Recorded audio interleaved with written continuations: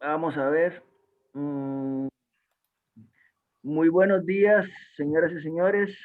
Agradezco en nombre del Centro de Estudios Democráticos de América Latina su presencia en esta actividad que se marca en la iniciativa de los seminarios en línea, donde abordamos temas relacionados con los nuevos retos y nuevas dimensiones de la democracia, hacia un nuevo contrato social, hoy con actividad número 31 de este ciclo de actividades. Le solicitamos, por favor, apagar el micrófono en el video para poder utilizar mejor el ancho de banda. Para información de todo, la sesión será grabada y compartida como propiedad intelectual de CEDAL. La reunión iniciará y concluirá a las horas indicadas, por lo que estaremos concluyendo a las 12:30 horas. Por favor, pedir la palabra con el instrumento que Zoom proporciona o solicitarla por el chat y circunscribir las participaciones y las preguntas al tema abordado por el expositor. Cedo la palabra a Luis Fernando Díaz, vicepresidente de CEDAL, quien procederá a presentar al participante. Adelante, Luis Fernando. Muchas gracias, Guido. Muy halagado por la participación de hoy, queridos amigos de muchísimos años y algunos a los que vemos pocos. Alejandro González ya se reintegró y dijo feliz año nuevo. Saludes a Welmer, saludes a Elías, Arnoldo, a Pablo Sauma, montones de gente con la que nos da mucho gusto tenerlos. Cuando hemos hablado de cómo armamos estos programas, hablamos de que tratamos de encontrar personas que representen el tema, que lleven el tema. Y no falta quien diga, ¿y cómo es eso? Saúl Boisler, universitario. Tenés eco, Saúl. Tenés que quitarle el sonido a uno de los dos. Pero yo. Sí, vos. Es que estás haciendo eco cuando habla Luis Fernando y entonces tenés que silenciar uno de los dos dispositivos. Yo silencié el teléfono. Ok, a ver. Están con sonido los dos. Bueno, ahí si no lo apago. No, tranquilo, ya veremos. Parece que está funcionando ahora. Bueno, decía yo, de todas maneras, en este intercambio con Saúl, como que se pone de moda lo que estaba diciendo, y es que la gente dice, Saúl universitario, y lo relacionan con otras cosas. Saúl diputado, Saúl diplomático, Saúl miembro del directorio del partido, Saúl tesorero del partido. Y cuidado con eso del partido. Yo soy uno que separa mucho lo de CEDAL y el partido. Pero en el caso de Saúl, yo debo hablar del partido, porque Saúl no solo fue tesorero del partido, sino que tenía un San Benito. Y es que nadie lo quería, porque Saúl siempre nos ponía en evidencia a todos los demás en el partido, y es que ninguno pagaba cuotas, pero Saúl siempre las pagó todas, y sigue pagándolas. Es el único que tiene como 40 años de pagar cuotas religiosamente. Saúl en la dirección del área metropolitana, Saúl atendiendo cantones complicados como Puriscal y Mora. O sea, Saúl era un hombre de trabajo en el partido. Ahora es que, claro, todos llegamos a los 60 y algo, 70 y algo, y nos dedicamos a escribir o a estudiar y ya no nos ven ni en Puriscal ni en Mora haciendo campañas. Pero esa es una de las cosas que Saúl tenía, conoce la calle. Y la otra es que conoce la universidad. Se les olvida que Saúl fue decano de la Escuela de Ciencias Sociales de la Universidad Nacional y lo hizo muy fresquito, casi saliendo de la Universidad de Costa Rica, llegó ahí, pero con una experiencia riquísima, que es la experiencia de la Universidad de Costa Rica de los años 70, donde había un movimiento estudiantil de izquierda muy fuerte, del cual Saúl era parte. Y de ahí trae también un pensamiento que lo define y lo caracteriza. Y luego Saúl pasa al gobierno y le toca ser el primer administrador de un paquete complicado que fue el primer programa de ajuste estructural. Y yo no sé si él se acuerda y se preguntará él por qué yo me acuerdo. era complicado. Costa Rica negoció el peor acuerdo de ajuste estructural en aquel momento. Países como Panamá lo hicieron mejor en el mismo momento con prácticamente los mismos personajes. Eso sorprende a la distancia hoy, no sé cuánto ha pasado ya, 30 años, y sigue sorprendiendo. Bueno, Saúl estudió en Inglaterra un posgrado, además de la carrera de economía en Costa Rica, y entonces, además de diplomático, de profesor universitario, es economista y político.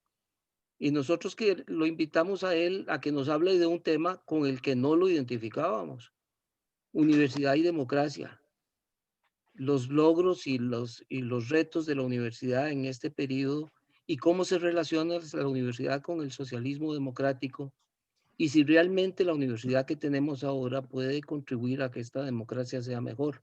O sea, no solo escogimos una persona complicada, sino que le pusimos un tema complicado. Entonces no nos queda más que darle las gracias y desearle suerte, a ver cómo sale en este trabajo que le pusimos hoy. Bienvenido, Saúl, una vez más a CEDAL. Saúl también, por supuesto, no necesito decirlo, pero quiero decirlo, es miembro de CEDAL. Muchas gracias, Luis Fernando. Yo creo que sí voy a tener, no sé, a ver. Me pusiste colorado. No, voy a apagarla.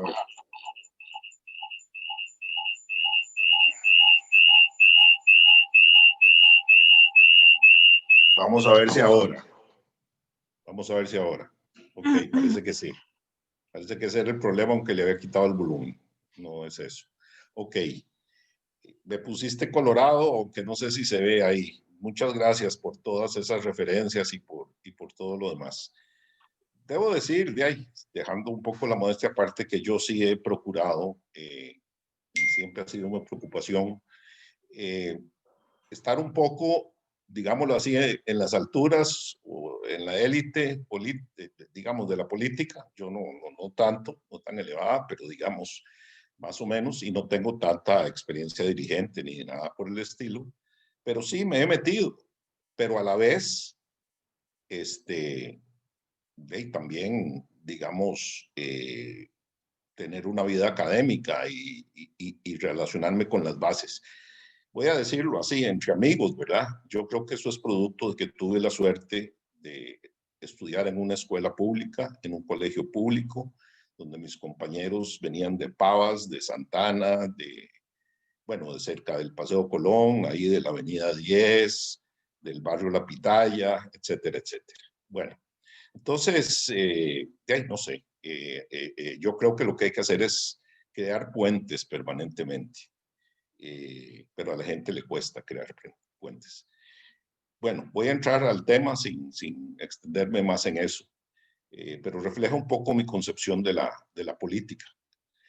Quiero decir también que en realidad yo me veía a mí mismo haciendo carrera académica hasta el final de mis días exclusivamente, pero pasaron algunas circunstancias y bueno, terminé, pero siempre terminé hasta llegar a catedrático en la Universidad Nacional a un cuarto de tiempo. Ok. Agradezco muchísimo a CEDAL y a ustedes, todos los que están presentes. Realmente es un honor para mí hablar ante personas que se han distinguido en tantos campos y que tienen formación tan importante y tener una conversación. Esto más que una conferencia o algo así es una conversación. No obstante, yo preferí escribirlo para no salirme mucho del tiempo. Espero que así sea, no sé, tener suficiente tiempo para el intercambio posterior y también pues para que me quede ahí un poquito por escrito. Aunque no es un trabajo acabado, ¿verdad? Bueno, creo que es necesario definir primero los términos. Entonces, voy a hacer una definición de democracia tal como la vamos a entender aquí. Hay cientos de definiciones de democracia, pero para los efectos de hoy, he definido la democracia como un sistema de gobierno de un país o de una organización o de cualquier entidad en la que libremente y conforme a reglas preestablecidas se eligen las autoridades que habrán de gobernar esa entidad y de o el país y gestionarlo durante un periodo predefinido y cuyos sucesores habrán de ser igualmente electos para iguales responsabilidades. A su vez, he definido universidad entendiendo, y eso debe estar siempre presente, que aquí estamos hablando de las universidades públicas costarricenses únicamente. Y para estar claros, en el fondo, creo yo que fundamentalmente, implícitamente he pensado en la Universidad de Costa Rica, a pesar de que mi carrera académica fue más en la Universidad Nacional, aunque al inicio trabajé un poco en la UCR. Sin exclusión de las otras, pero se haría muy complicado tomar en cuenta cada uno y, por supuesto, erróneo generalizar. Entonces, dicho eso, la universidad se entenderá aquí como una casa de enseñanza superior dirigida principalmente a la formación de profesionales de distintas disciplinas del conocimiento y profesiones en niveles básico, especializado y de capacidad investigativa bajo métodos científicos.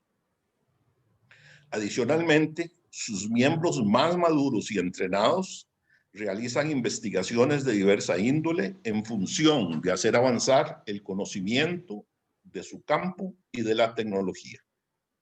En menor medida, estos conocimientos se comparten con la comunidad nacional e internacional e idealmente se aprende de esta en el proceso para beneficiar la calidad de vida de dicha comunidad y de la propia universidad. Partiendo de ambas definiciones, constatamos que la universidad en Costa Rica cumple plenamente con la definición de democracia a lo interno y contribuye importantemente a esta a lo externo. Pero, bueno, se me olvidó decir, voy a plantear algunas ideas controversiales y algunas bastantes controversiales, pero me parece que de eso se trata. Entonces, me pregunto, ¿se ha quedado corta la universidad en sus responsabilidades con la democracia costarricense como un todo? Creo que sí. ¿En qué y por qué? Aquí es donde la cosa se pone más bonita. Estamos hablando de temas y entes muy grandes como para considerarlos homogéneos. De manera que me disculparán aquellas generalizaciones que sean injustas. La democratización o la relación de la universidad con la democracia parte del tema del acceso a la universidad. Indudablemente, la democratización del acceso a la universidad es un gran avance de nuestra sociedad. Pero creo que necesariamente y especialmente en ciertos periodos, esto ha afectado la calidad de las tareas universitarias y sus resultados, especialmente la formación y educación de los profesionales en algunas áreas. Se creyó por parte de los universitarios y de la comunidad política que con más recursos económicos se solventaría el dilema que suele ocurrir, o trade-off se diría en economía, no existiendo un término castellano exacto, entre cantidad y calidad, que acompaña con más frecuencia de la deseada cuando se emprende la ampliación de una tarea o de un servicio. Creo que esto no funcionó bien, aunque se ha avanzado y se ha logrado cumplir un mayor acceso e igualdad, e igual o mejor calidad que la que existía en varios campos y tareas. Pero en general, no creo que podamos estar satisfechos. El acceso más amplio conlleva, en los grandes números y con bastantes y notables excepciones, a disminuir el nivel de formación de los nuevos estudiantes. Y esto reduce el rigor y el nivel promedio de la enseñanza, afectando a su vez las otras áreas del quehacer universitario, la investigación, la extensión o la acción social. También la administración de las propias entidades se vuelve más burocrática, en el mal sentido del término, incluyendo o especialmente la despersonalización de los actores, de todos los actores. Paralelamente, surgen, como en todo grupo social, o se fortalecen grupos de interés, gremios, capillas, sindicatos. Y por tanto, que al final son grupos de presión. Y por tanto, en última instancia, se da un proceso que popularmente hemos llamado darle vuelta al rótulo. Comienza a girar más alrededor de los intereses internos que los de la comunidad a la cual debe servir principalmente.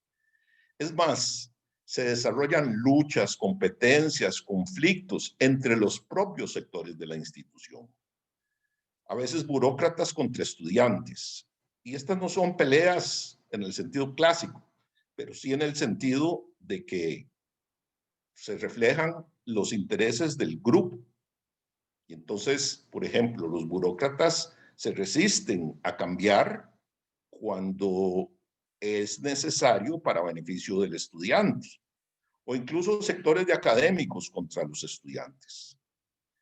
Precisaré algo que está presente en todo. Para mí, el principal interés del sector estudiantil, y no se cumple hoy día en gran medida, y de la U en su esencia verdadera, es o debe ser la obtención de una formación de alta calidad y con mucha pertinencia respecto del mercado laboral, cualquiera que éste pueda ser, estatal, privado, cooperativo, emprendedor o el propio sector académico.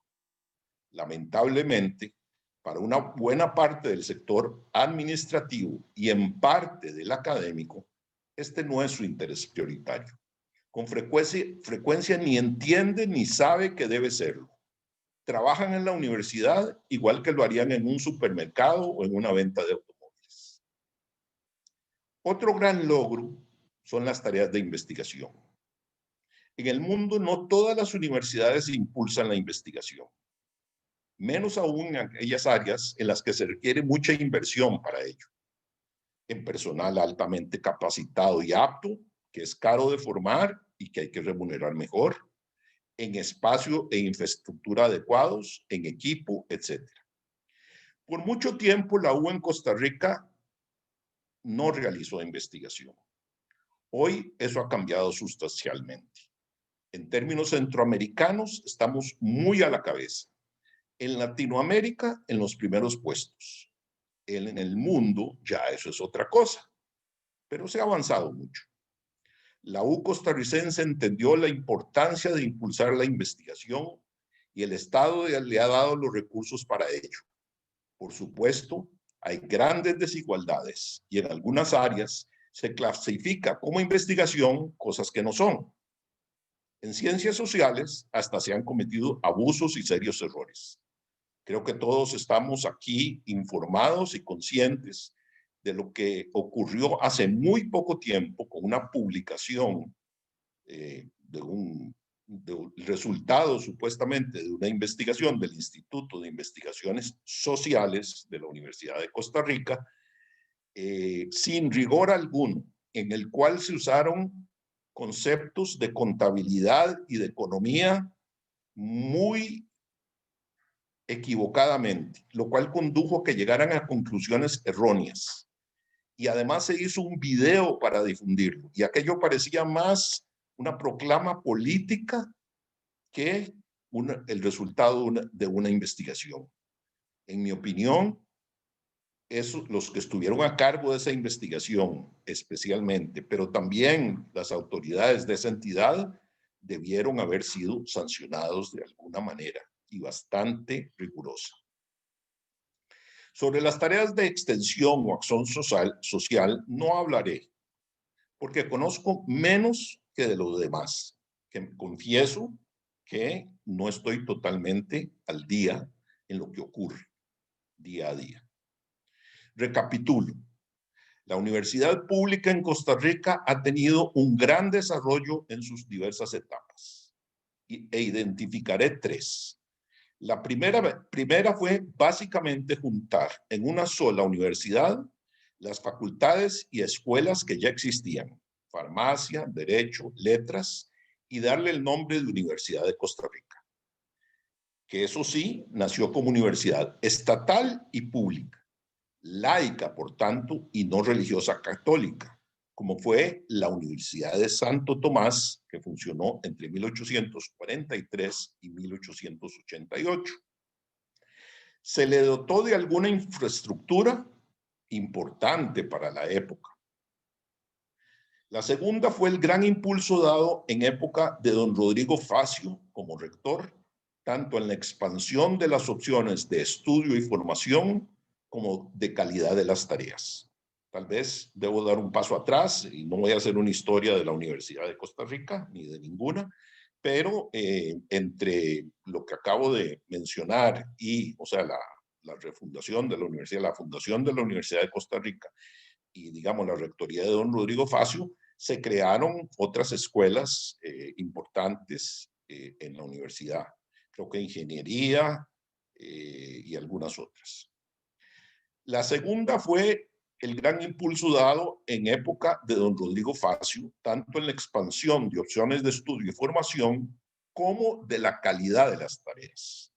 Se trajeron profesores europeos con el directo involucramiento del entonces presidente de la República, don José Figueres Ferrer, en una gira a Europa con don Rodrigo, esto lo desconocen muchos de los jóvenes, para contratar profesores, especialmente en el campo de las humanidades, y se hicieron importantes reformas curriculares. Especialmente se establecieron los estudios generales, etapa indispensable para todo estudiante de la universidad, para darle una formación humanista, global y rigurosa, independientemente del área a la cual se dedicaría después. Se expandió el acceso en alguna proporción para aquellos años. Luego, el rector Carlos Monge Alfaro impulsó el crecimiento en todo sentido y especialmente el mayor acceso de nuevos sectores sociales y otras reformas importantes. Los que somos producto del baby boom costarricense empezamos a estar en edad de entrar a la universidad en los 60. La U pudo responder a este reto en un buen grado, porque el Estado la apoyó, la sociedad la apoyó. En la década previa, de los 50, se expandió sobre todo el acceso a primaria y especialmente a secundaria. La cantidad de colegios que se abrieron en San José, como en otras provincias en ese periodo, fue enorme. Y ese proceso continuó, por supuesto, luego, junto al crecimiento de la población. Todo este periodo estuvo marcado por una concepción que yo creo que podría llamarse clásica europea de la universidad, pero con un sello del proyecto socialdemócrata del país. Esta etapa me parece que culmina con dos acontecimientos fundamentales. Por un lado, la celebración del tercer Congreso Universitario en la Universidad de Costa Rica durante la rectoría del licenciado Eugenio Rodríguez Vega, y por otra, la fundación del Instituto Tecnológico de Costa Rica, la UNED, y la transformación de lo que era la Escuela Normal de Heredia en la Universidad Nacional. Con la fundación de la Universidad Técnica Nacional en el último gobierno de don Oscar Arias, se completa el sistema tal como lo conocemos hoy.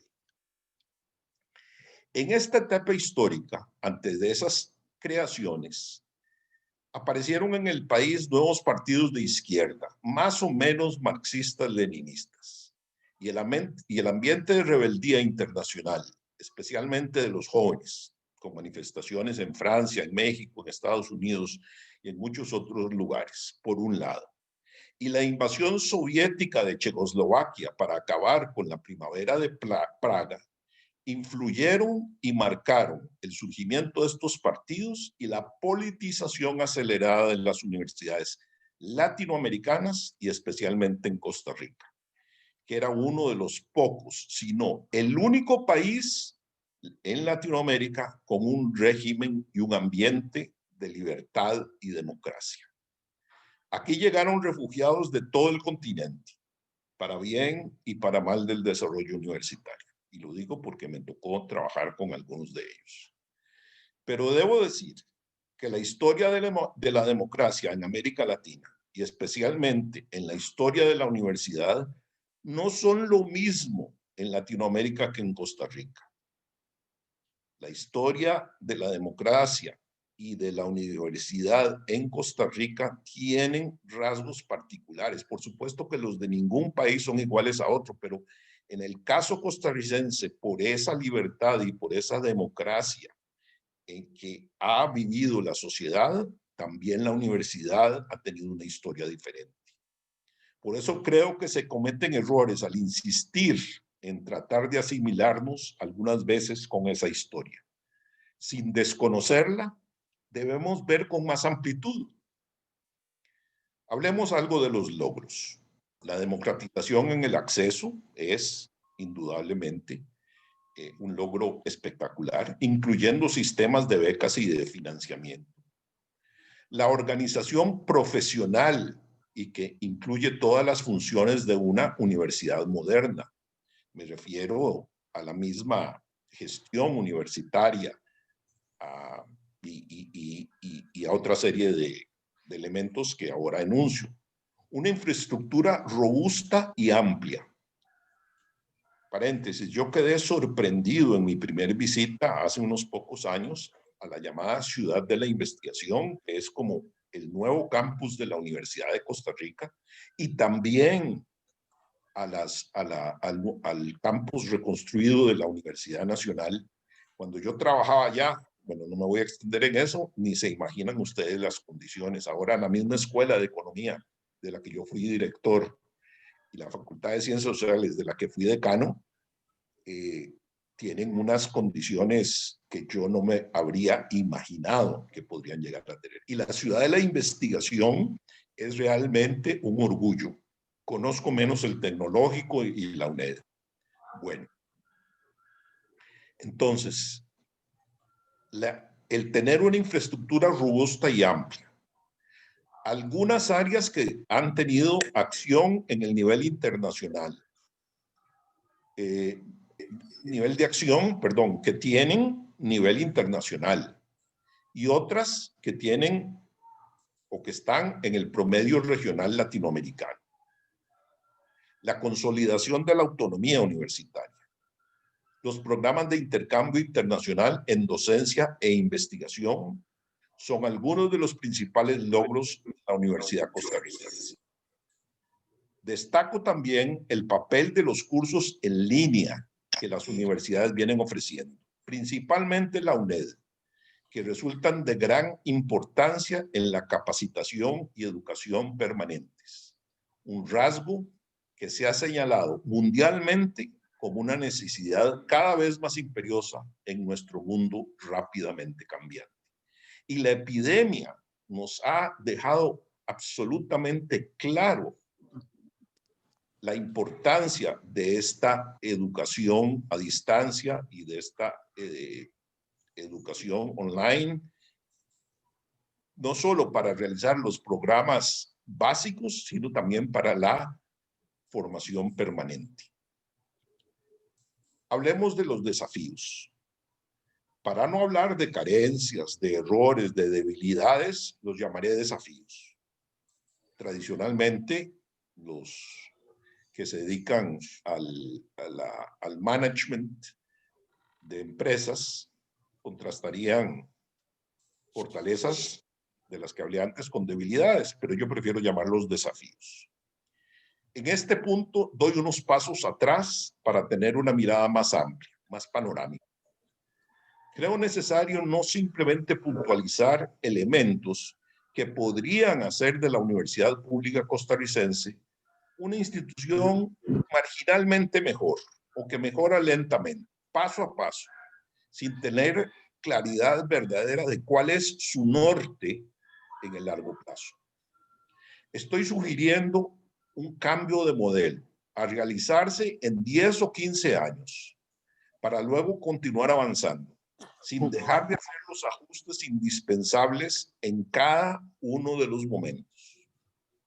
Creo que la universidad tendría que analizar y adaptar, no adoptar, adaptar a las condiciones nacionales reales y potenciales los modelos de las universidades europeas y norteamericanas.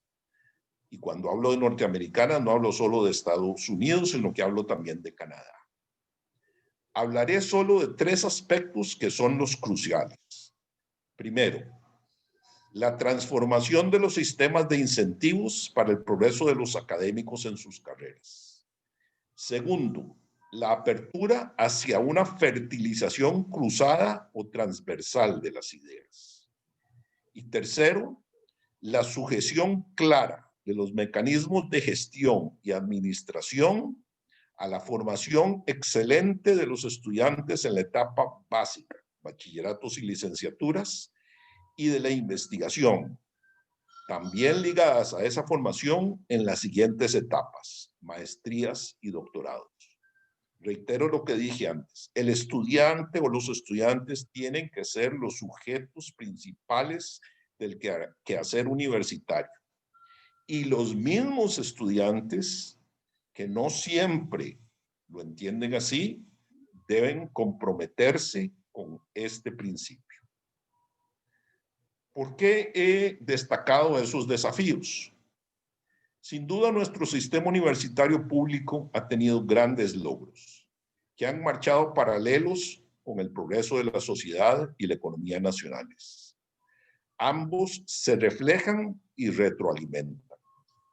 Pero así como se hicieron cambios profundos que marcaron las 3 etapas vividas que describí antes, ha llegado el momento de iniciar una 4ª etapa que debe asemejarse más a lo que ocurre en el mundo, sin arrancar las raíces ni copiar mecánicamente.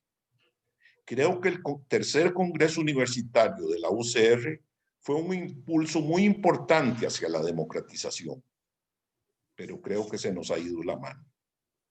La actividad universitaria es, y aquí viene una idea controversial, casi por naturaleza elitista. Toda actividad humana que depende para lograr mejor sus fines y metas del empuje y el esfuerzo individuales, aunque con nexos colaborativos, es elitista. Es, quiérase o no, excluyente.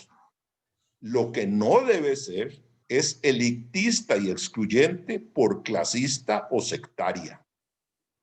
Debe ser abierta en ideas y abierta en oportunidades, pero descansa en las condiciones de la sociedad en la que existe y no puede ignorarlo.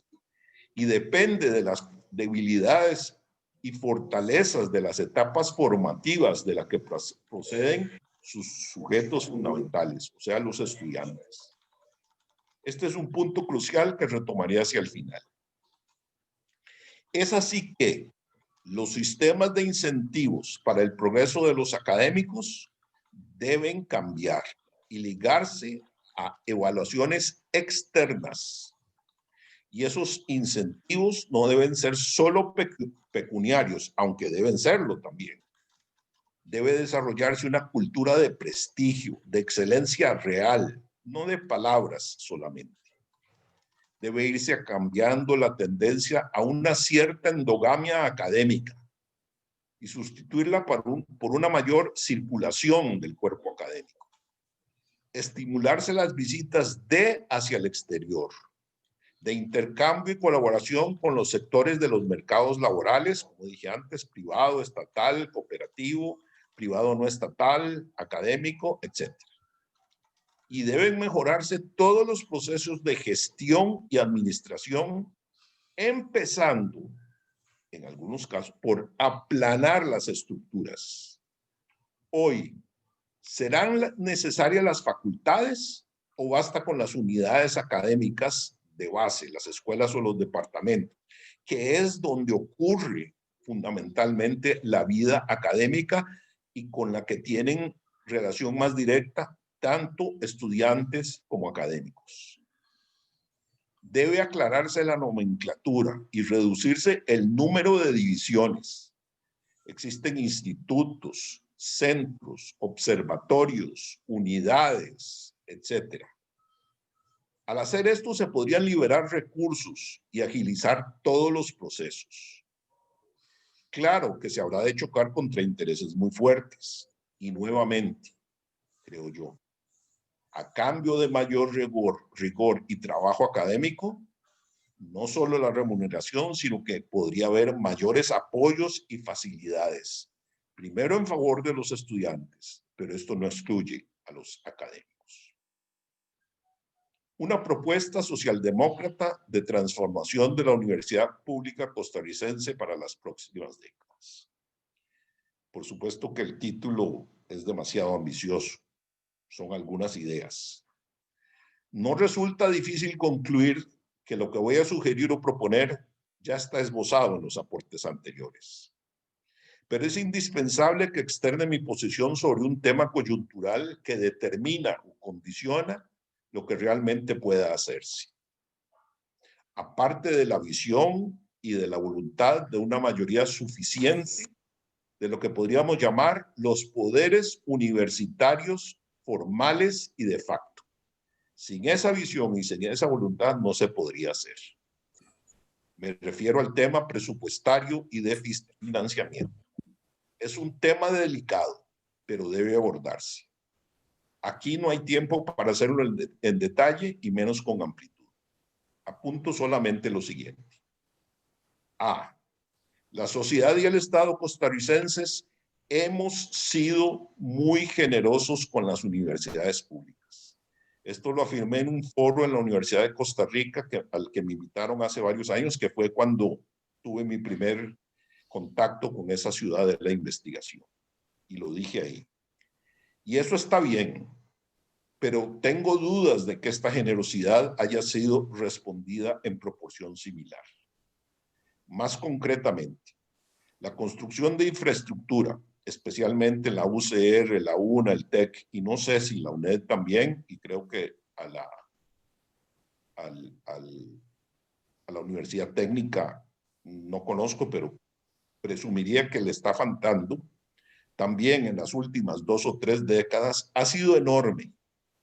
Pero ojo, se refleja en la deuda pública del país, ese problema tan grande con el que estamos lidiando. Pero también, y reflejado en esa misma deuda, están los costos de los sistemas de remuneración y jubilación de las universidades. En esas décadas hubo excesos en esas remuneraciones y ese gasto, que hoy es parte de nuestro acuciante problema fiscal. Adicionalmente, hay inequidad en algunos de esos sistemas, pues se privilegia a los que ya están acomodados en perjuicio de los nuevos.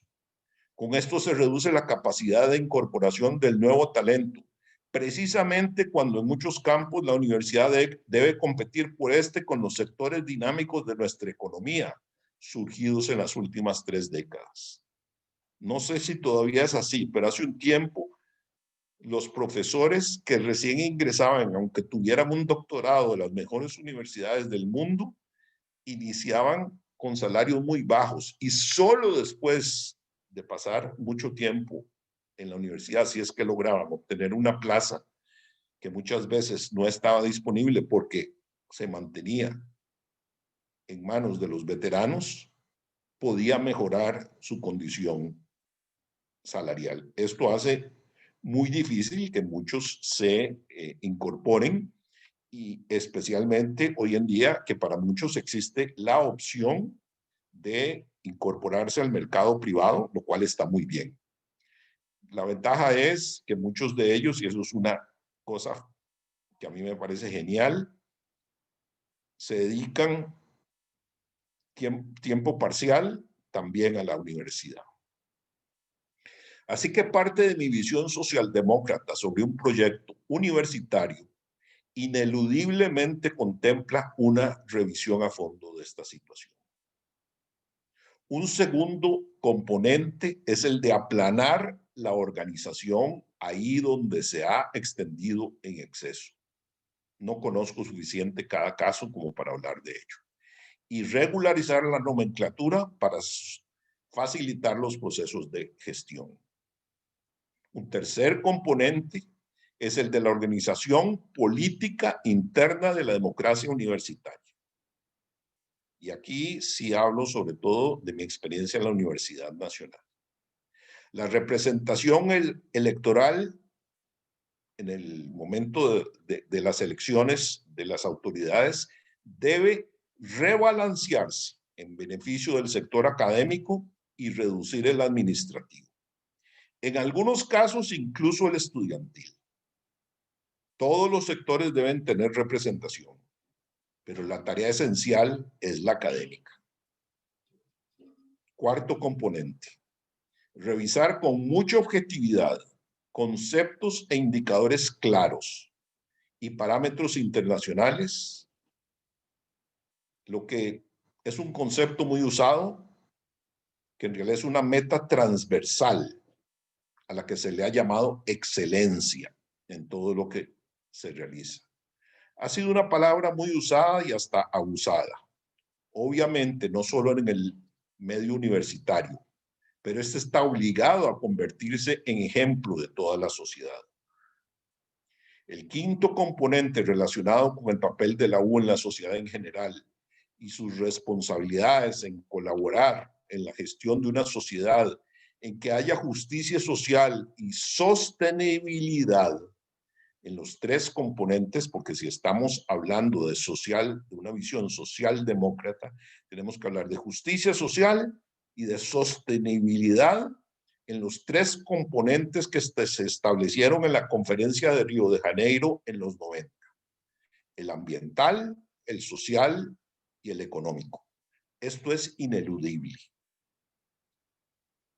A veces se piensa que la sostenibilidad es solo ambiental, pero no es así. Y por razones absolutamente entendibles, absolutamente lógicas.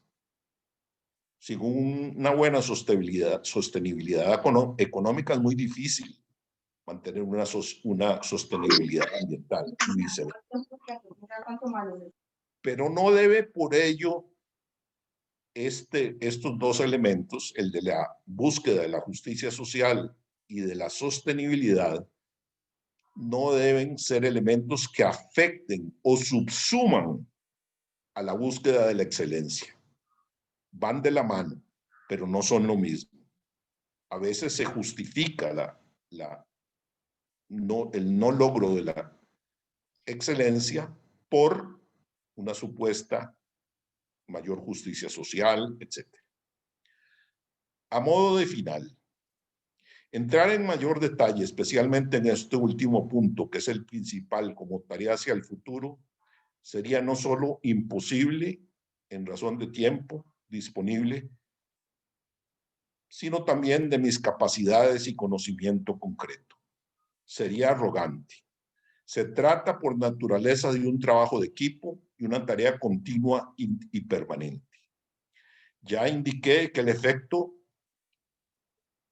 en que estoy pensando es un proyecto a unos 15 años plazo, con revisiones intermedias, según lo dicte la realidad. Por cierto, leo en una publicación reciente de hace 5 días en la revista una entrevista al rector electo recientemente de la Universidad de Costa Rica, doctor Gustavo Gutiérrez Espeleta, ideas y conceptos bastante congruentes con lo aquí expuesto, aunque no se toca ahí el tema de la organización interna, en este caso de la Universidad de Costa Rica. Me da optimismo. No obstante, explícitamente manifiesta que defenderá, supuestamente con indicadores y argumentos objetivos, que la UCR siga recibiendo el 59% del FES. El presupuesto del sector universitario público no se acaba con el FES, por supuesto. Pero si desde igual perspectiva actúan cada una de las autoridades superiores de cada universidad para la negociación entre sí y luego de todas ante las universidades del país, será más difícil hacer los cambios requeridos a nivel del sistema.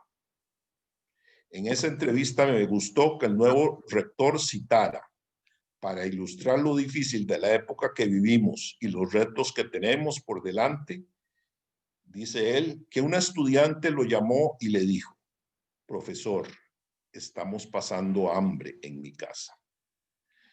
Esto refleja su aparente nivel de conciencia y compromiso con el bienestar de los estudiantes, pero también saca a la luz los desafíos del país como un todo. Y como las universidades y todas las entidades autónomas del país no pueden ser ajenas a ellas, a ello y a los sacrificios que es necesario hacer. No puede haber solución a corto y largo plazos del problema general del país sin que todos los sectores, instituciones y empresas participemos contribuyendo. Se necesita mayor aporte, yo diría que hasta sacrificio, de las universidades públicas. Permítanme terminar con una osadía aún mayor que algunas de las que ya he planteado, según creerán. Según no faltará quien piense. Me pregunto, ¿habrá llegado el momento de proponer una reforma integral de todo el sistema educativo nacional a la manera de la reforma de don Mauro Fernández entre 1885 y 1889? Claro que no voy a proponer el cierre de ninguna universidad pública, pero sí propongo una nueva reforma constitucional para que del 8% asignado a la educación se establezca una reducción anual y gradual a lo largo de 5 años para fortalecer el presupuesto de la educación media. No sé si ahora se llaman segundo y tercer ciclos, lo que antes se llamaba secundaria en todo caso, tomados del presupuesto general de las universidades. Después, esta rebaja volvería a ellas después de 5 años, también gradualmente. La entrega de esos fondos debe ir acompañada por reformas profundas en esos ciclos y en las escuelas de educación de las universidades, que ellas mismas harían las reformas, para mejorar la calidad de los maestros y profesores en todos los ciclos preuniversitarios, empezando desde los centros de atención a cargo de la red de cuidado, de manera que haya en ellos profesionales en educación para estas tiernas edades. Casi nada es más socialdemócrata que una educación de mucha calidad desde las etapas tempranas. En las clases media y alta, y quizás en la clase media, los padres se encargan de eso. Pero entre los pobres y la clase media baja, eso no es así. Y en esta etapa, entre el nacimiento y los 40 meses de vida aproximadamente, entre el nacimiento y los 40 meses de vida aproximadamente, es la más crucial para lo que podrá venir después, según las investigaciones más sólidas. Y lo digo porque mi hija se dedica a eso.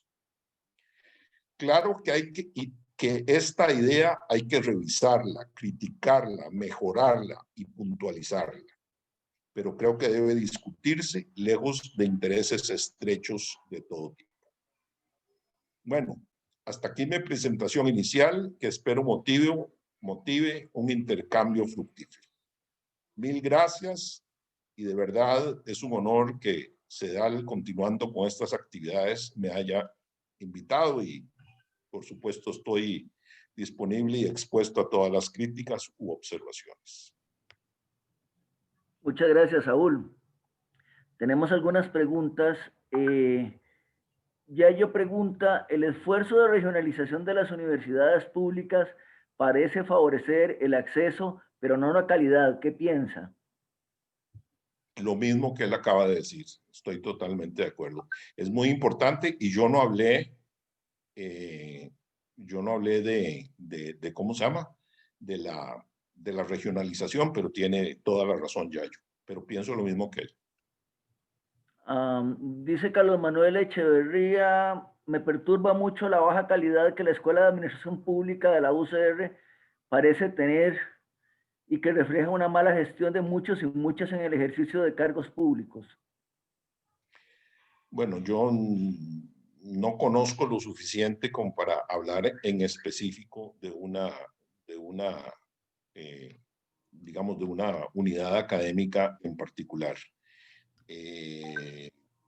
Sí, yo creo que hay serios problemas de gestión en la administración pública en general.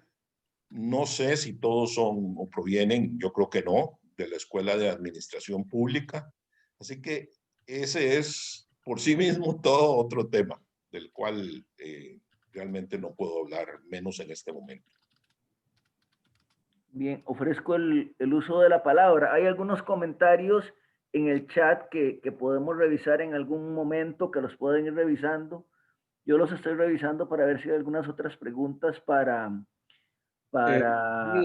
don Saúl. Adelante, Luis Yayo Fernando. tiene bastantes preguntas que las ha venido planteando en el chat y tal vez es bueno que él mismo participe priorizando. Y hay varios que han preguntado sobre el tema de la autonomía, que en realidad la última propuesta de Saúl aterriza, buenísima propuesta, pero aterriza tocándole la parte baja del estómago a la autonomía. Tal vez Yayo quiere participar en eso. Sí. Carlos Manuel también pregunta, por si acaso, ¿conviene un aporte fijo porcentual al FES? Yayo se fue. No, aquí estoy, aquí estoy. No, en relación a la autonomía, a mí sí me causa algunas inquietudes porque al final tener un país dentro de otro país no me parece que el aporte sea entonces suficiente. La verdad, la experiencia mía es más con la UCR, de quien soy exalumno y por supuesto vecino, y me parece que a pesar de su presencia, que debiera de ser una gravitación mayor, por lo menos en el cantón de Montes de Oca, más bien se aislaron, pusieron tapias y parece que ni siquiera han logrado generar una propuesta para la calle de la amargura, mucho menos en algunos puntos de angustia del país, ¿verdad? Por ejemplo, la reactivación económica que urge pareciera las entidades universitarias, por lo menos la UCR, la UNA ha hecho más esfuerzos, no han hecho ningún planteamiento serio, pero bueno, esa autonomía se ha llevado a un extremo de aislarse y de dejar de contribuir, por lo menos esa es mi percepción, no sé si será cierta o no. Sumo un elemento, Saúl, por si puedes contestar. Dice don José Joaquín Chaverri que expresas una preocupación porque la UCR sea muy grande, que si eso puede resultar, estoy buscando aquí si le preocupa que la UCR sea tan grande. No me preocupa que sea tan grande, tampoco porque no quiero que se reduzca la proporción ni la cantidad de estudiantes que tengan acceso a la educación superior en Costa Rica. Y entonces, si se reduce de tamaño una, entonces habría que crear otras. A mí no es esa la preocupación. La preocupación es, bueno, que tienen que encontrarse formas de gestión, formas de administración, pero yo prefiero llamarlo gestión, menos burocráticas. Yo hablé de aplanarlas. O sea, yo, por ejemplo, de mi experiencia como decano, es que realmente, por lo menos en aquellas épocas en la U, o sea, yo en la UNA, yo siempre, y también como estudiante, casi todos nosotros, excepto los que estuvieron mucho más atrás, digamos, uno tiene relación con su escuela o su departamento o lo que fuera, no tanto con las facultades. Entonces, por ejemplo, para citar una cosa, además últimamente en la UCR, por ejemplo, y creo que en la UNA también, con el fin de premiar y de mejorar salarios y tal, entonces se han creado. Entonces, en una misma facultad existe instituto de investigación, observatorio, unidad investigativa, qué sé yo. Pero ¿qué es eso? O sea, no. Entonces yo creo que hay un esfuerzo. Esto me lleva al tema de la autonomía, porque dijo, era imposible no incidir de alguna manera en la autonomía al hablar de este tema. Solo si yo hubiera sido muy complaciente, entonces acepto el status quo y entonces no hago observaciones. Sobre eso yo creo lo siguiente, y tengo absolutamente claro la enorme dificultad política, etcétera, etcétera, de cambiar esta situación. Y esto va a quedar grabado y seguramente no voy a quedar como muy popular entre los universitarios, pero creo que hay que hablar con la sinceridad que uno tiene y producto de la experiencia y de las reflexiones que uno tiene. A mí me parece que es fundamental mantener y hasta fortalecer, bueno, fortalecer no sé, la autonomía en el sentido de libertad de cátedra y libertad de pensamiento y de circulación de ideas. Pero yo creo que el concepto se ha llevado demasiado lejos en términos de... Y por supuesto deben haber regulaciones. O sea, yo creo que lo hemos entendido mejor a propósito de los movimientos sociales de los últimos años, de bajo qué circunstancias puede incluso intervenir el Estado por medio de la fuerza pública o qué sé yo, en campus universitarios, pero eso sí tiene que estar muy regulado. No vaya a ser que nos convirtamos en lo que ocurrió en Sudamérica o tal, pero tampoco es una isla que puede vivir sola, que puede vivir apartada. O sea, ¿qué es eso?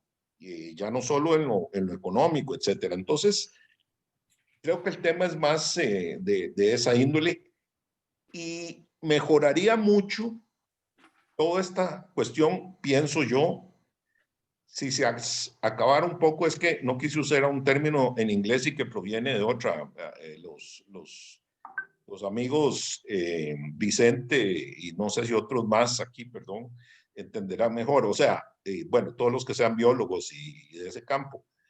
Hay demasiado inbreeding, digámoslo así, es lo que yo llamé, ¿cómo se llama? Bueno, o sea, algo académico. Ustedes saben que a estas edades de pronto se le olvida a uno una palabra o un nombre o una fecha. Endogamia académica la llamé. Hay que procurar que haya más circulación, más así. Y si eso ocurre, entonces también en la práctica hay menos preocupación del sectarismo y de la politización, en el mal sentido de la palabra. No está mal que haya actividad política o qué sé yo, en el buen sentido en las universidades, pero hay cosas que van mucho más allá. No sé si alguien piensa que el reciente manifiesto que hicieron algunos sobre el otorgamiento del título de Héroe de la Paz a don Pepe, también puede haber sido un exceso en ese sentido, y yo lo vi publicado en una página de un centro universitario de la Universidad de Costa Rica. Entonces, digo, son temas de pantalón muy largo. Esto es apenas una motivación desde mi punto de vista. Perdón, si pregunta León, me parece León González, ¿qué le parece el problema de la duplicación de las carreras? Que si debe revisarse, o la duplicidad de las carreras entre universidades, pero tengo en el uso de la palabra, tal vez para poder escuchar a Enrique Gomaris, a Roberto Padilla, a Luis Fernando Díaz y a Welmer, a Welmer Ramos, al diputado Welmer Ramos, que tiene un comentario. Entonces cedo la palabra a Enrique Gomaris. Pero Guido, déjame responder eso de León, porque voy a hacerlo lo más breve posible y después. No, yo no creo que sea un problema que se repitan carreras en distintas universidades, digamos, incluso estatales, públicas, digamos. Depende casi de cada caso, pero tengo una anécdota muy buena en ese sentido. perdonen la inmodestia, pero a mí me tocó liderar el proceso de fundación de la carrera de Economía de la Universidad Nacional. Y yo era un carajillo, era muy jovencito, pero la vida me llevó a eso. Se dieron una serie de circunstancias que hicieron que yo quedara ahí de director muy joven y después lideré eso con las ideas y tal. Cuando ya estábamos a punto, ya se había creado la OPES, etcétera. Entonces digo yo, no, aquí puede haber, necesitamos el apoyo de la UCR. Entonces le pedí una cita al decano de Ciencias Económicas de la UCR, que en ese momento era Hernán, bueno, otra vez se me olvidó, el que fue ministro de Hacienda en el gobierno de Carazo al inicio. Jiménez es, o Jiménez es el segundo apellido de él, no me acuerdo. Bueno, yo sé que tiene Jiménez en el apellido. Don Hernán Sáenz. Don Hernán Sáenz, exacto. Le pedí una cita a don Hernán Sáenz y me recibió. Y yo diría que como buen liberal y todo, me dijo, no, ningún problema si van a hacer una carrera de economía ahí. O sea, yo no iba a hacer ningún problema. Es bueno que haya competencia, etcétera, etcétera, etcétera.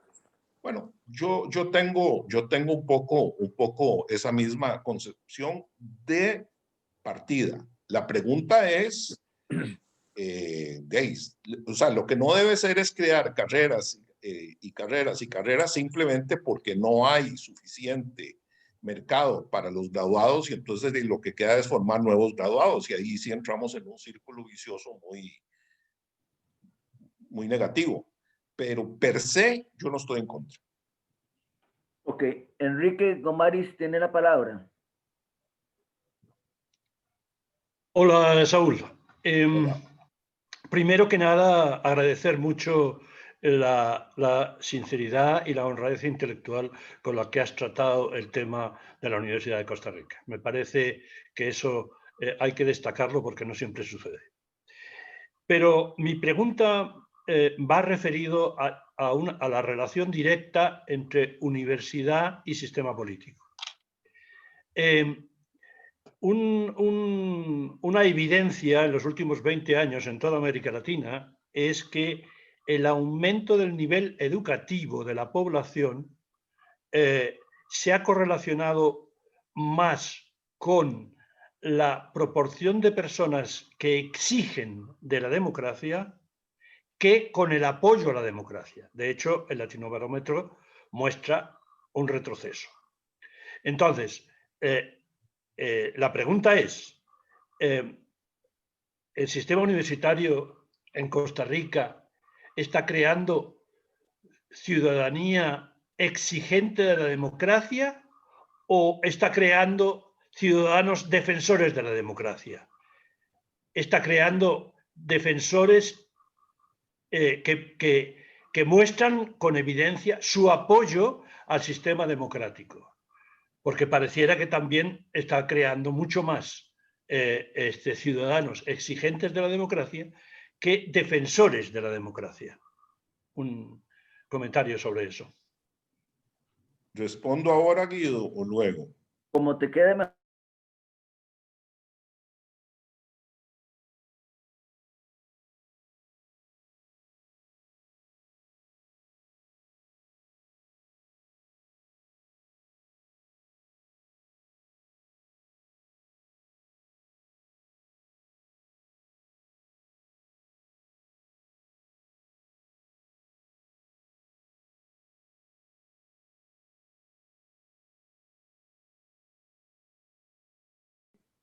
Y pública, ¿verdad? La universidad pública en Costa Rica. En segundo lugar, yo no veo necesariamente que haya contradicción entre exigencia y defensa de la democracia. Si a lo que te referís es que es una exigencia más allá de las posibilidades reales de la sociedad, que yo creo que es lo que ocurre muchas veces. O sea, yo como estuve en Naciones Unidas, ahí fue donde aprendí, tal vez podía haberlo aprendido en otro lado y otras personas lo han aprendido en otro lado, una expresión que suena muy bien de los sectores progresistas, que es basada en derechos, tales cosas, no sé qué, basado en derechos, debemos buscar tal cosa basado en derechos. A mí me sonaba muy bien y me suena muy bien, pero después descubrí que basado en derechos quiere decir aumentar y aumentar los derechos sin contemplación, sin contemplar en absoluto los medios. Y eso efectivamente termina debilitando las democracias. Termina debilitando las democracias y yo creo que indudablemente, aunque sea después de un periodo de supuesta regímenes progresistas o qué sé yo, en dictaduras y en regímenes de fuerza. A mí me parece que, pero no estoy seguro que es necesariamente esa correlación, que efectivamente es cierta. Yo creo que hay más variables ahí que no están contempladas. O sea, no es una correlación de exclusiva causalidad. No sé si me explico bien. Sí, pero en el fondo lo que estoy planteando es esa dicotomía entre qué me puede dar la democracia a mí y qué puedo yo entregar a la democracia. Bueno, sí, ahí está el tema de los derechos y de los deberes. Coincido y me parece muy bien que hay que enseñar también y debería, que no solo hay derechos, hay deberes, efectivamente, y tiene que haber compromiso y tiene que haber realismo. Ok, tiene la palabra Roberto Padilla. Roberto, adelante.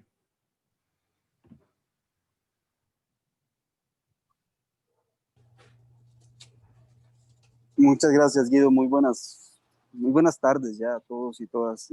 Primeramente, agradecerle a don Saúl por la excelentísima disertación. Para mí es muy edificante conocer un poco más sobre la historia del modelo universitario costarricense. Yo quisiera reflexionar sobre el modelo mixto, más bien de educación costarricense, en donde ha intervenido pues, el sector público dando soluciones acertadas, pero sin embargo, para poder responder, como usted bien señalaba, un modelo académico, a las necesidades laborales, a las necesidades del sector productivo, a las necesidades del mercado laboral, se ha tenido que atender no solo con educación privada, sino con las parauniversitarias y públicas. Puedo citar en este momento sobrevivientes del proceso de la UTN, el Colegio Universitario de Cartago y el Colegio Universitario de Limón. Y yo quisiera reflexionar al respecto, porque este modelo académico particularmente recoge o alberga a una población que generalmente pertenece a los 2 quintiles más bajos de ingreso a nivel nacional y que de otra forma no podrían acceder a la educación superior y por supuesto pues, se verían estancados en la movilidad social. Don Saúl, luego del proceso de fusión de la Universidad Técnica Nacional, bueno, los colegios universitarios en su momento, y ahora pues en medio de una coyuntura mundial a nivel de país, a nivel regional y pues valga la redundancia a nivel mundial, ¿qué papel podría jugar el modelo mixto de educación costarricense dentro de la solución a mediano o corto plazo y particularmente los centros de educación que le permiten a las personas colocarse en menos de 1 o 2 años, digamos, o 3 años, colocarse en el mercado laboral con una titulación y que además esta titulación les permita articularse con la educación superior, sea a nivel público o a nivel privado? Entonces, sí, tal vez como reflexionar o cuál sería su impresión sobre estos modelos implementados en Costa Rica en la década de los 70, casi 80, y que venían a emular o a replicar o a simular o a ser homólogos de los Community College de Estados Unidos. Muchas gracias. Gracias a usted. Sí, Roberto, vea, yo recuerdo bien porque un compañero, amigo y colega trabajó un tiempo en OPES cuando doña Clarita Sommer, que era la directora, le encargó estudiar un poco el tema de los colegios universitarios. Y bueno, no le di seguimiento, no seguí muy bien eso y todo, pero sí, a mí me parecía muy raro, pero bueno, probablemente sí, viene un poco del concepto del Community College de Estados Unidos. Pero más allá de eso, Y bueno, otra cosa a nivel anecdótico, pero refleja mucho, especialmente para socialdemócratas aquí. ¿Cuál fue el presidente que autorizó, después de que hubo controversia durante años y años y años, la apertura de universidades privadas? El más socialdemócrata de los presidentes que ha tenido Costa Rica desde un punto de vista de formación doctrinaria e ideológica, Daniel Oduber Quirós. Autorizó que se abriera una universidad privada y de ahí en adelante, bueno. Ahora ya el surgimiento como hongos de esa cantidad de universidades y todo, ya eso es otro tema, y de la calidad y todo lo demás. Pero como posibilidad, tengamos esto bastante claro. Y a mí me parece que está bien. Vea, el tema que usted plantea es sumamente complicado del equilibrio entre formación y mercado de trabajo, mercado laboral, etcétera. Es uno de los temas más difíciles. En Inglaterra a mí me enseñaron que todos los esfuerzos que se hicieron para tratar de prever, digamos, la demanda futura de profesionales, o sea, la mayoría fracasan, porque la realidad es muy cambiante y entonces es muy difícil. Yo cuando me preguntan, le voy a decir mis recomendaciones, cuando me pregunta algún padre o algo así, si tiene un hijo muy bueno o una hija muy buena, excelente estudiante de secundaria o algo así, y como básicamente la población se divide entre los que odian la matemática y los que pueden vivir con la matemática y hasta la aman, si es de este segundo grupo, yo lo que les digo es ojalá estudie matemática o alguna cosa de esa para su primer título, porque eso le abre después un espectro de posibilidades enormes. Bueno, lo que quiero decir es que es muy difícil prever eso. Pero tomemos el caso de Cuba, que se da como ejemplo de una sociedad en la cual se da tantas facilidades de formación, etcétera, etcétera. Pero no hay inversión. Es que yo he insistido muchas veces, hay un concepto en economía que es central y que no se conoce y con mucha gente no, que es el de trade-off. Y yo lo pongo de esta manera. Toda política pública tiene un trade-off. Puede lograr un objetivo, pero de alguna manera se deja o se disminuye lograr otro. O sea, eso es una realidad como un templo. Venga de donde venga, neoclásico o como usted quiera llamarlo. Entonces, hay que escoger bien. Expandir a toda costa el Estado o incluso la universidad, los recursos, etcétera, puede afectar las condiciones para generar más inversión. Y sin más inversión, no hay crecimiento económico y así sucesivamente. Y Cuba es el ejemplo de eso. Y el mundo entero, o muchas, se están llenando mucho de eso. Hoy, bueno, es otra vez por sí mismo todo un tema que no voy a desarrollar. Quisiera que en esto nada más tengamos presente eso. No, o sea, tiene que ver con lo que dije antes. Sí, hay que tratar de cumplir los derechos, hay que darle derechos a toda la gente y todo lo más, pero hay que ser realista. Y entonces el avance tiene que ser gradual. Y bueno, este es un mal momento para hablar de estas cosas porque en este momento, pues lo fiscal, desde mi punto de vista, nos está matando. Y no podemos hablar de concesiones de más derechos en este momento. Okay. En el uso de la palabra, las siguientes personas. Don Welmer Ramos, don José Joaquín Chaverri, don Luis Fernando Díaz y don José León de Santi. Adelante, Welmer. Muchas gracias. Primero, saludarles a todos.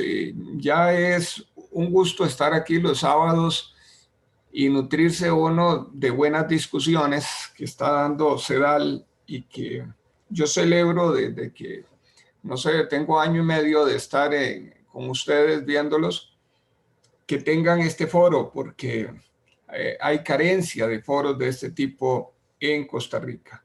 Felicitarlos por eso, felicitar a don Saúl por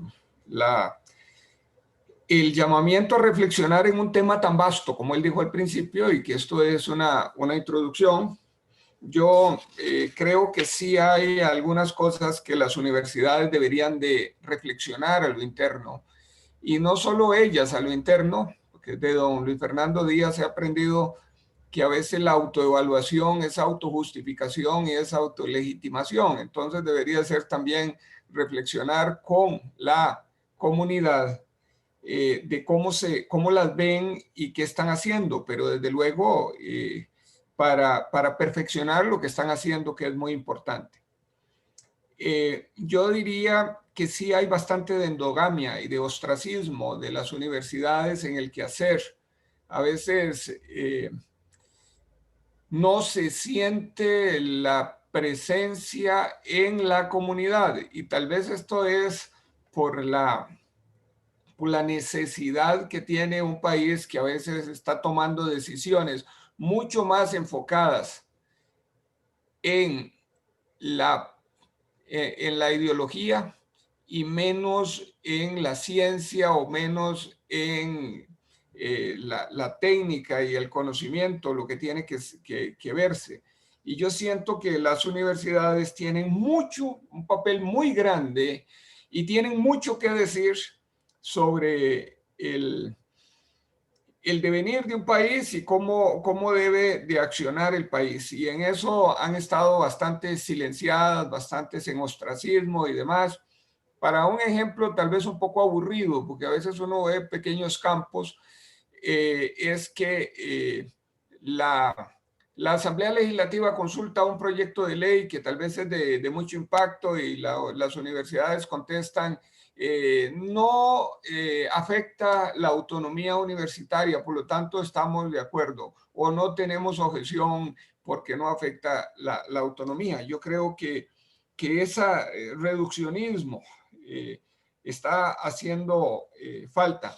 Yo creo que por algunos indicadores que he visto, comparé a Costa Rica con Latinoamérica en el año 2000 en la escolaridad de los costarricenses, y después la comparé en el 2019. Y resulta que Costa Rica ha mejorado el nivel de escolaridad de 8 años a 8.6 años. Y está gastando 8% del PIB, casi 8. Y Latinoamérica ya está en 8.1 años y está gastando la mitad. Entonces hay que ver algo, pero yo creo que no es en términos de recorte, es en términos de eficiencia, y que estoy hablando a nivel de un indicador tan vasto como es la escolaridad. Pero hay otras cosas de por medio que es necesario que la universidad arroje luz sobre la vía que debe tomarse en los distintos campos, no solo en el campo económico, sino en el campo de la científico en general. Y además ganaría mucha legitimidad cuando tenga mucho más acción proactiva en la comunidad, se visualice más, que la presencia sea más efectiva y que tenga más influencia. Creo que un poco de esto puede estar ocurriendo porque la academia se ha visto cómoda, ¿verdad?, sin preocupación como lo tiene el resto del país, y entonces, pero no creo que sea achicándola, creo que sea perfeccionándola, y creo que sea en una reflexión de cómo le buscamos mayor impacto, mayor presencia y mayor encadenamiento. Muchas gracias. Quería hacer ese comentario nada más. Muy breve, Guido, para dar oportunidad a los que quedan. Adelante. Muchas gracias, don Welmer, por estar aquí. Usted es diputado de la República. Iba a hacerle una broma, pero mejor me abstengo. Me alegra mucho que por año y medio ha estado aquí. Yo le iba a decir, ya está listo para dar otro paso, pero bueno.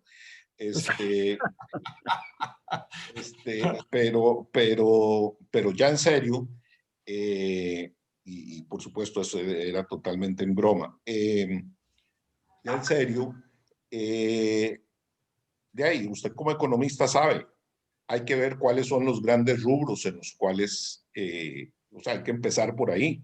Siempre se habla de eficiencia. Bueno, hay que ver cuáles son esos grandes rubros. En el caso de la universidad, y por eso lo dije, ahora se han hecho algunos cambios y tal, pero en el caso del sistema universitario, y las remuneraciones sin duda alguna, o sea, han sido súper exageradas, aparte de la organización. Por eso hablé de aplanar la organización y el sistema de incentivos.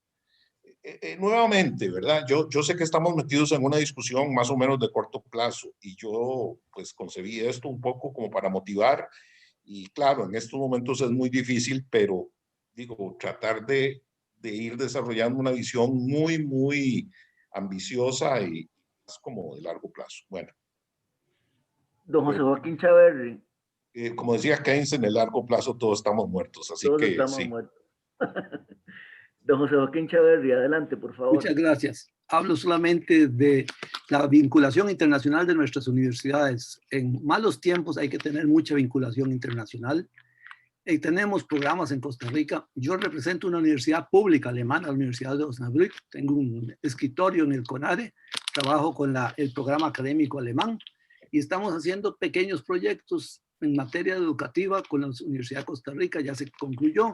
Con el tecnológico hemos tenido un seminario. Ahora el proyecto de este año va a ser el Golfo Nicoya. Un grupo de científicos de la Universidad de Osnabrück ha desarrollado un programa que está avalado con el programa académico alemán para hacer investigación en el desarrollo de todo lo que es el Golfo Nicoya y también el impacto del río Tempisque.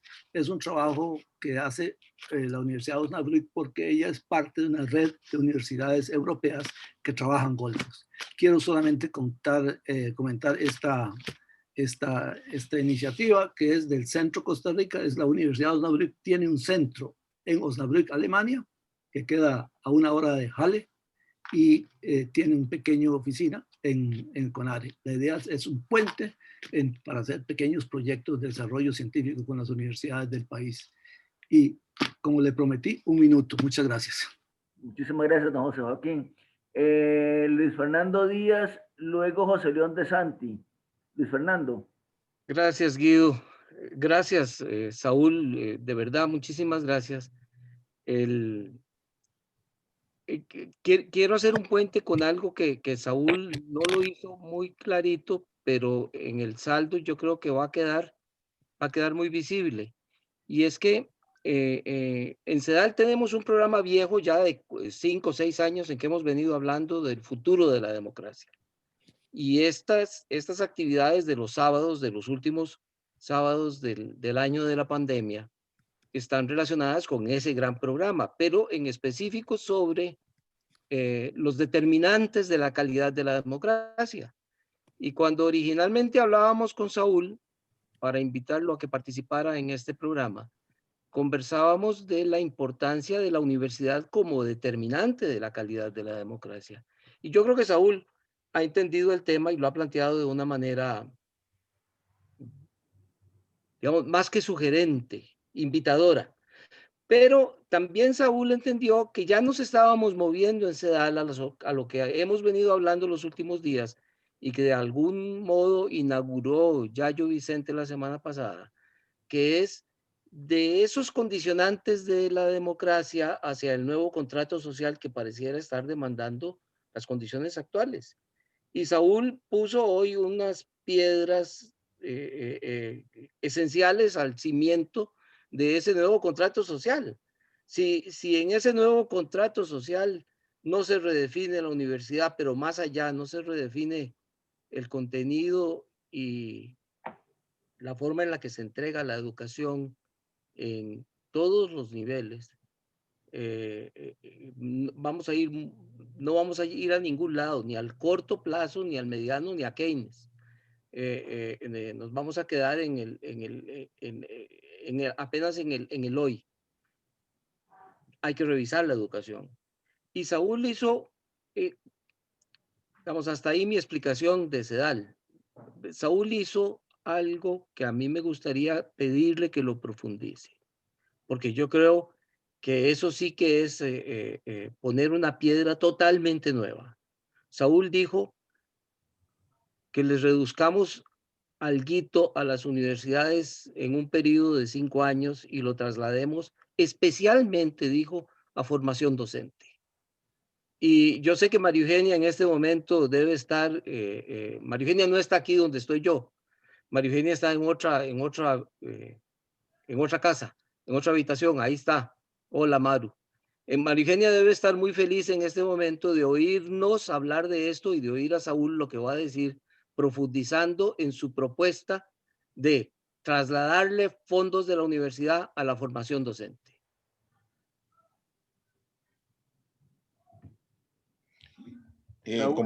Como solo falta José León, tal vez comento los tres de una vez. ¿Te parece? No, ya hay otro más, ya está Peñita también. Ya está Peña y además tengo a Carlos Manuel Echeverría solicitando la palabra y tengo 2 preguntas más en el chat, con lo cual cerramos. Ok, entonces también brevemente, aunque tendría que ser bastante, sobre lo que dijo José Joaquín, que creo que fue el último que no comenté, ojalá hubiera muchos más programas como esos, José Joaquín. Ojalá, o sea, me suena excelente, me suena genial. Yo sé que en la Universidad Nacional tuvo hace un par de décadas o algo así, no sé si todavía, mucha colaboración con universidades holandesas, por ejemplo. Los holandeses estaban muy dispuestos a cooperar en ese sentido, gran parte de la cooperación holandesa, y fue sustantiva, y fue en las 2 vías, porque también hubo compañeros, colegas que se fueron a formar allá, y eso me parece buenísimo. Voy a agregar algo más, que es un tema de José Joaquín, y creo que lo escribió ahí, que es el tema de los valores. Claro, todo está a la base. Y ahí, yo soy así, muy, como dicen los chiquillos ahora, ¿cómo es? Muy rajado, muy, algo así, ¿verdad? Para hablar, muy abierto. Yo difiero con José Joaquín claramente en algunos de los temas digamos, de familia y eso. Pero yo creo que coincidimos plenamente, y yo soy un creyente muy fiel de que todo el tema de familia fue dejado de lado por los partidos y las ideologías, entre comillas, progresistas, digamos. Se considera que es algo conservador, y a mí me parece que eso fue un error terrible, y es un error terrible.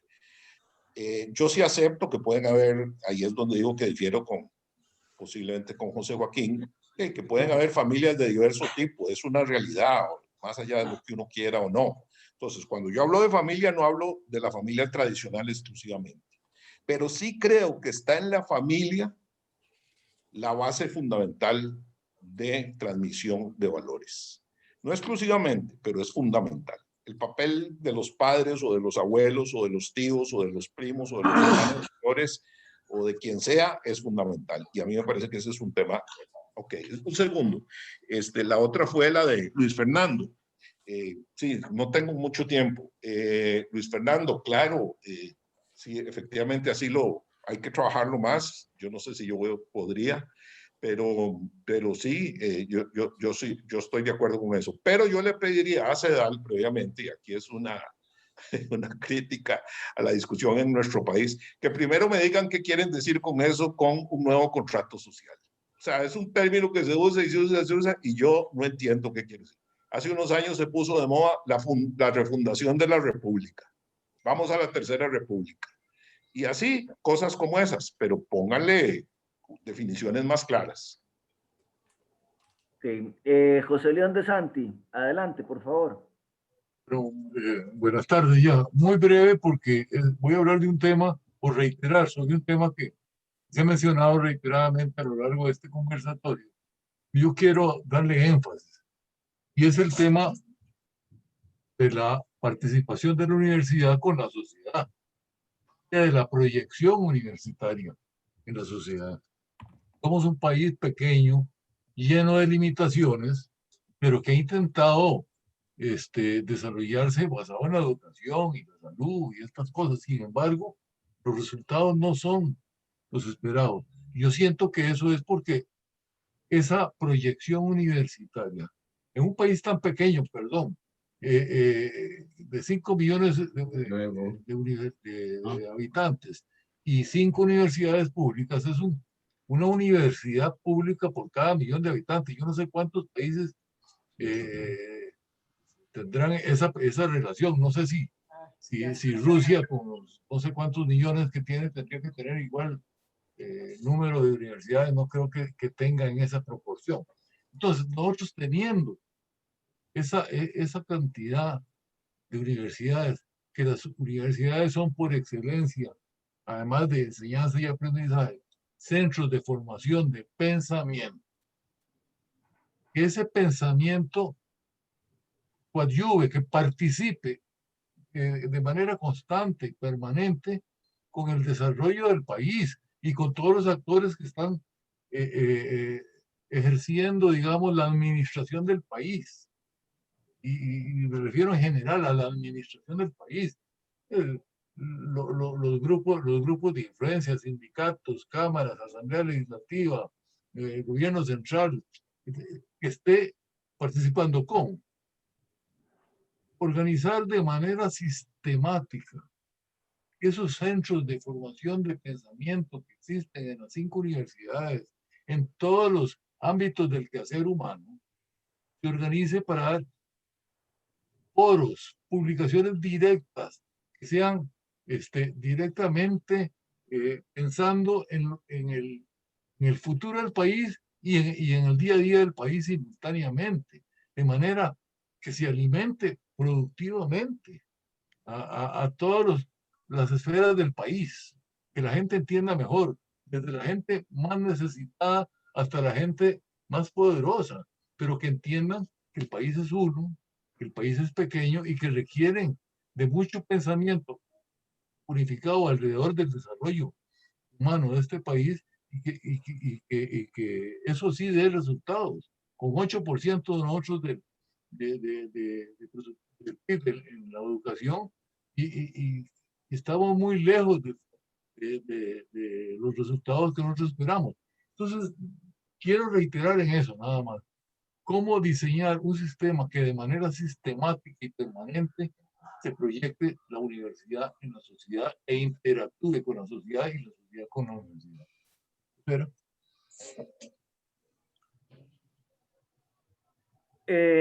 tiene la palabra José Manuel Peña para que participe posteriormente Saúl, por si agrega algún comentario. Voy a leer un par de consultas que están en el chat para que Saúl cierre y con eso le damos la palabra a Carlos Rivera para que cierre la actividad. José Manuel, adelante. Gracias. Es que empiezo con lo último que dice don José León. La proyección a la sociedad de las universidades. Y es otro tema que insto a CEDAL que lo tome en cuenta. El trabajo que hacen las universidades públicas en las zonas rurales. Impresionante. Tengo muy claro lo que hacen en Guanacaste. Por ejemplo, la Universidad Nacional ha llevado agua potable a varias comunidades sobre la base del agua llovida. Un trabajo científico de una proyección y una capacidad impresionante. Y muchos proyectos que ahora no podría yo referir, pero creo que es un tema en el que hay que insistir. La proyección de las universidades públicas a las comunidades rurales, con nosotros los maiceros, como dice mi admirado don Edgar Ugalde. En el uso de la palabra, Carlos Manuel Echeverría, que me había solicitado la palabra antes. Adelante, Carlos Manuel. Muchas gracias, Guido.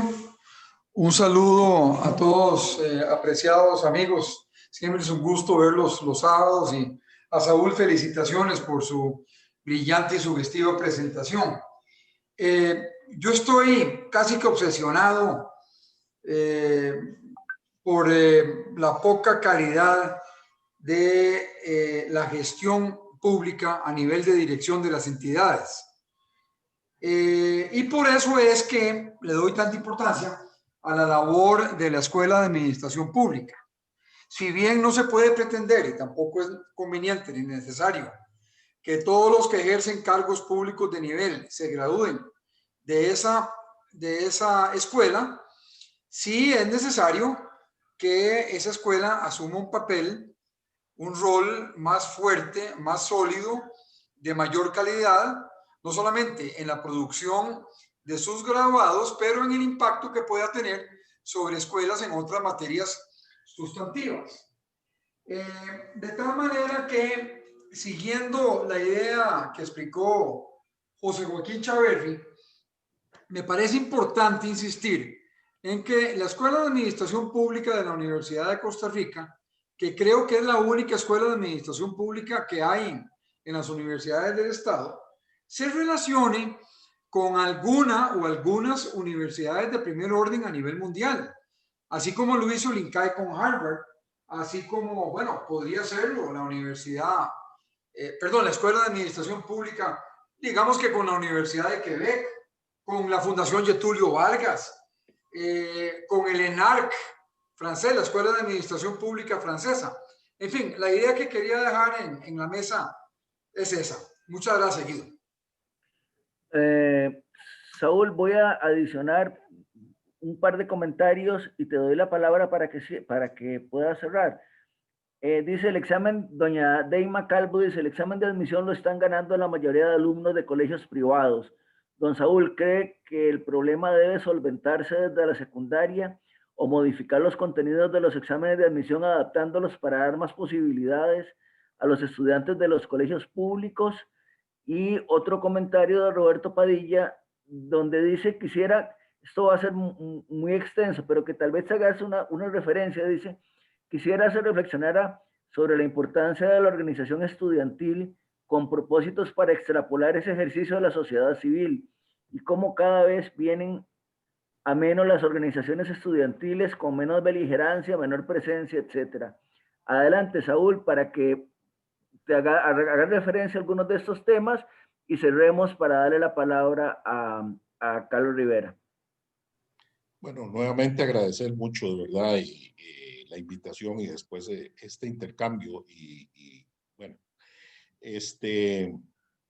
vamos a ver, no puedo ser complaciente, digamos, yo no, es que creo que ya cumplí 70 años y no me siento bien siendo simplemente complaciente. Yo he ido cambiando muchas ideas a lo largo de mi vida y es necesario entonces hacerlo, yo creo. A mí me parece que, o sea, yo parto de que la tarea fundamental de la universidad es formar los mejores profesionales posible en todos los niveles, en cada uno de los niveles. Yo los dividí en el nivel básico y luego maestrías y doctorados. En fin, nivel básico sería ya sea bachilleratos, licenciaturas, ahí hay, bueno, en fin. Puede haber maestrías profesionales, como las hay, o sea, eso se ha introducido en el sistema, maestrías profesionales y maestrías académicas. Y después la educación continua que me parece fundamental, pero de alto nivel, de muy alto nivel.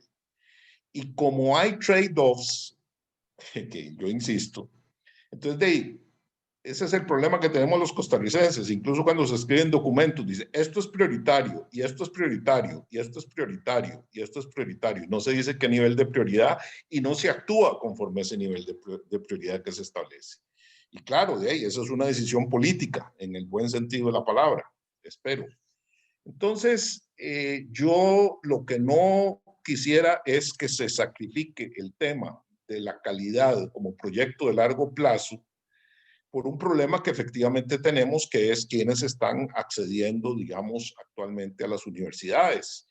Yo creo que no hay solución en el corto plazo. Se pueden hacer adaptaciones, se pueden hacer cosas. Nosotros, vean, cuando nosotros hicimos la Escuela de Economía de la UCR, de la UNA, perdón, ustedes saben que la UNA atraía fundamentalmente estudiantes de zonas rurales y de sectores más pobres en esa época, bueno, la llamada universidad necesaria, etcétera.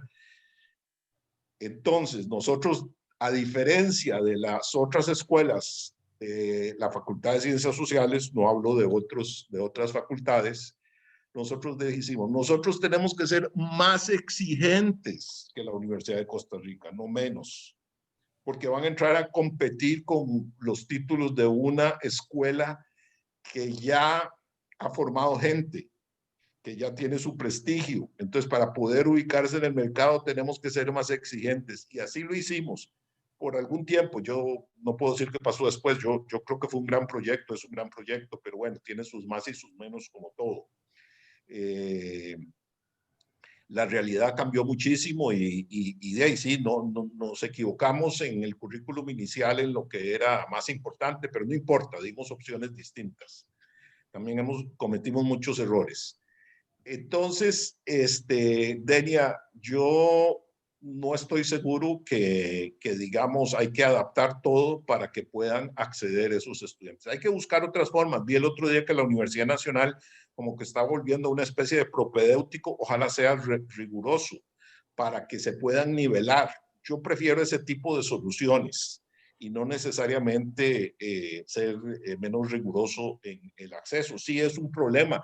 Yo quisiera esa democratización, pero con calidad y a largo plazo, y a la vez sin que chupe tantos recursos para que la inversión privada y pública se vean afectadas. Ese es el tema. Es la inversión privada la que finalmente genera dinamismo económico y fuentes de empleo. De nada nos sirve formar tanta gente. José León, a mí no me preocupa que sean 5 las universidades. Lo importante es cuánto cuestan, usan bien los recursos, tienen un sentido, van a donde deben ir. Nosotros tenemos 5 universidades porque no tenemos ejército, por dicha. Entonces podemos tener eso, en lugar de tener guarniciones del ejército, tenemos universidades. Lo importante es, como digo, que por favor se corrija eso de la exageración que hubo. Hay que remunerar bien a los académicos. Yo no creo que hay que ser pinche, ni que no, hay que remunerar bien y hay que tener atractivos, etcétera. Como dije, yo no lo dije por decirlo. Los incentivos no deben ser solo eso, debe haber prestigio. Mi sueño era terminar un curso y que los estudiantes me aplaudieran. Nunca me pasó, desgraciadamente, pero ese era mi sueño. O sea, qué lindo tener un profesor que lo inspire a uno. Bueno, en fin, el tema es vastísimo y no puedo, pero espero que tal vez podemos distribuir incluso lo que está escrito y cómo se llama, y no sé, que haya una discusión o qué sé yo, un poco más. Yo sé que hay mucha más gente que puede aportar. Esto tendría que ser una motivación.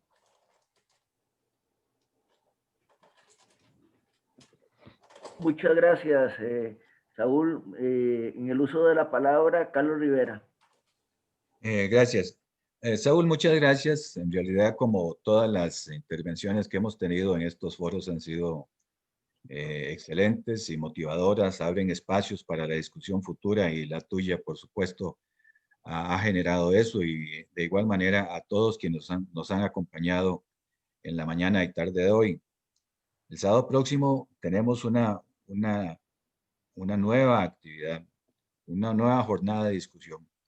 Posiblemente todos estamos esperando, porque creo que somos estudiosos de lo que pasa en otras partes del mundo, ¿qué va a pasar el próximo miércoles en los Estados Unidos?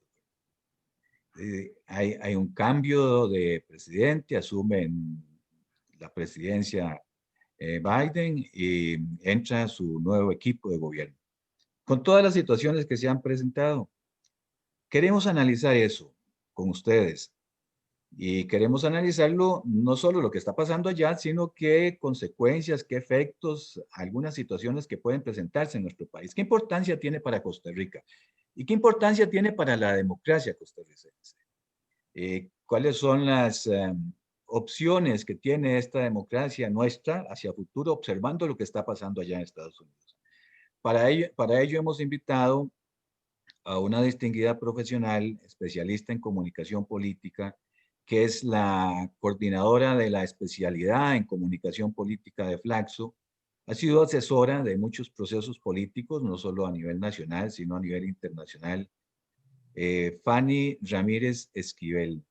Yo creo que va a ser un atractivo, no solo el tema que lo discutamos, sino también la exposición que Fanny, estoy seguro, va a hacernos el próximo sábado.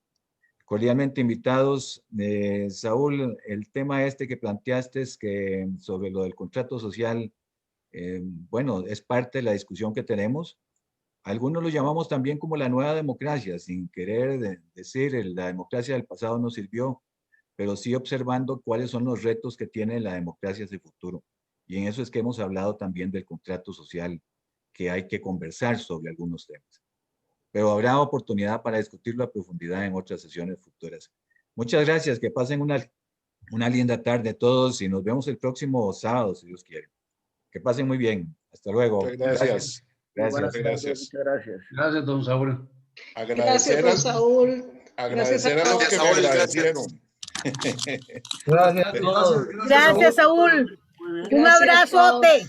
Igual a ustedes, igual a ustedes. Excelente, Agradecerles Saúl. mucho. Johnny Soto, los saludo. Excelente, Saúl. Muy bueno. Gracias, Johnny. Gracias a todos. Gracias. Abrazos. Hasta Gracias, luego, buenas hasta la tardes. próxima. Gracias, don Saúl. Y se portan bien. Bueno, sí.